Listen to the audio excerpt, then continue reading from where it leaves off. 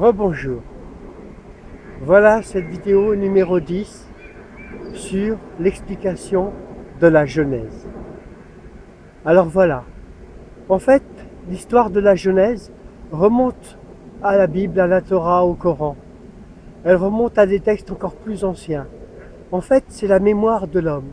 C'est une mémoire qui était orale pendant très des millions et des millions d'années et qui, par la grâce de l'écriture, est donnée dans sa meilleure formulation dans les livres saints.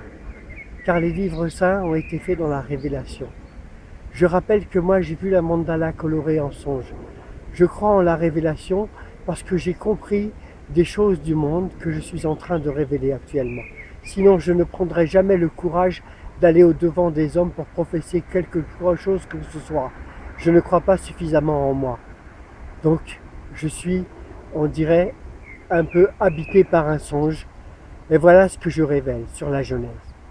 En fait, cette histoire de Ève debout cueillant un fruit est la meilleure transcription du souvenir de la faute et du paradis perdu que l'homme a de son arriérité, de son ancestralité.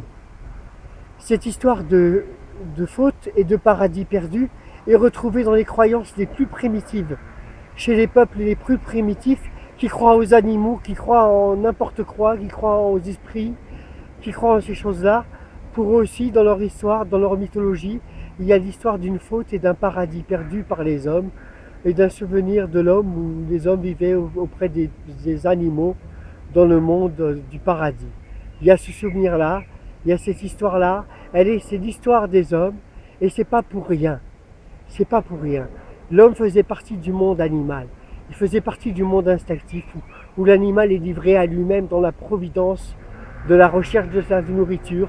Il est capable de très grande intelligence pour quitter sa nourriture, pour conquérir sa compagne, pour satisfaire aux besoins de sa vie. Il est jaloux, mais sur le coup, et pas trop. Et il ressent des sentiments comme nous ressentons des sentiments, mais sans les conscientiser. L'homme, ce qu'il fait, c'est qu'il conscientise des choses. Et donc il conscientise y compris la souffrance. L'animal se libère de la souffrance à un moment donné, nous la conscientisons. Certains arrivent à s'en libérer quand même, certaines femmes arrivent à accoucher sans souffrance, bien sûr. Parce que nous sommes encore maîtres de cet univers qui nous entoure aussi.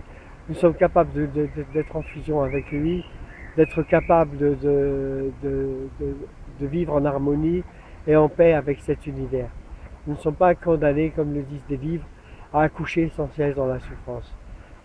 Donc voilà ce que je veux dire. Ève debout cueillant un fruit représente un singe qui a dû passer à la cueillette des fruits pour se nourrir et qui par ce simple geste a caché son sexe entre ses cuisses et ça jusqu'à aujourd'hui. Et jusqu'à aujourd'hui, Adam a perdu le savoir-faire dans ce domaine. Et jusqu'à aujourd'hui, s'est laissé à la seule quête de l'individu, de sa quête sexuelle, de sa quête identitaire, de sa quête intime, de sa construction intime. Il est laissé dans sa solitude seul, dans son instinct, dans la gestion de son instinct, seul, sans une éducation de la société. C'est encore un sujet tabou, parce que c'est tabou depuis le premier jour.